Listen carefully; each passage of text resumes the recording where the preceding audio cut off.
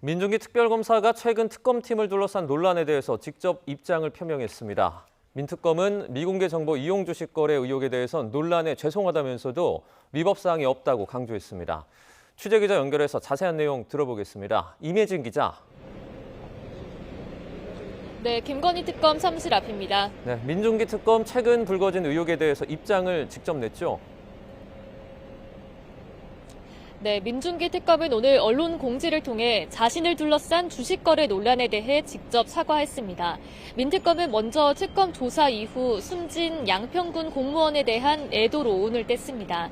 이어 개인적인 주식 거래와 관련한 논란이 일게 돼 죄송하다면서도 주식 취득과 뇌도 과정에서 미공개 정보 이용 등 위법 사항은 없었다는 점을 분명히 말씀드린다고 강조했습니다. 또 15년 전 있었던 개인적인 일로 현재 진행 중인 특검 수사가 영향을 받아선 안 된다고 생각한다면서 묵묵히 특별검사로서 소임을 다하겠다고 덧붙였습니다.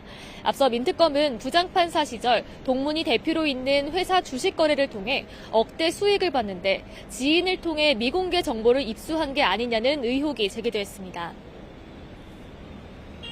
네, 특검의 압수수색 소식도 전해주시죠.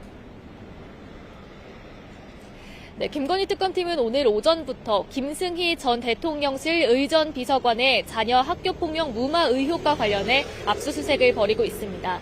성남교육지원청 생활교육지원과와 초등교육지원과 그리고 가평교육지원청 교육과 사무실 총 3곳이 대상입니다. 김 전 비서관에 따른 지난 2023년 같은 초등학교 학생을 여러 차례 폭행해 전치 9주의 상해를 입혔는데 학폭위에서는 학급 교체 수준의 약한 처분이 내려졌습니다. 이후 김건희 씨가 당시 장상윤 전 교육부 차관과 통화한 사실이 알려지면서 김 씨가 사태를 무마하는 데 관여한 게 아니냐는 의혹이 제기됐습니다. 특검은 이와 관련해 지난달 학폭위 간사 등을 상대로 참고인 조사를 진행하기도 했습니다. 이배용 전 교육위원장 조사는 또 불발됐죠? 네, 건강 문제로 한 차례 특검 소환에 응하지 않았던 이배용 전 국가교육위원장, 오늘 조사에도 응하지 않았습니다. 변호인을 통해 건강상 사유를 들어 불출석하겠다는 의사를 밝힌 건데요. 특검은 이 전 위원장이 윤 전 대통령 부부에게 금 거부기를 주고 공직을 청탁했다고 의심하고 있습니다.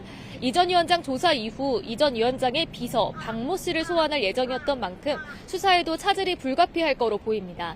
특검은 향후 조사 계획에 대해선 조금 뒤 있을 브리핑에서 밝히겠다고 전했습니다. 이런 가운데 특검은 오늘 양평 고속도로 종점 변경 특혜 의혹과 관련해 당시 타당성 조사 용역을 맡았던 경동 엔지니어링 상무를 불러 조사하고 있습니다. 지금까지 김건희 특검 사무실 앞에서 YTN 임혜진입니다.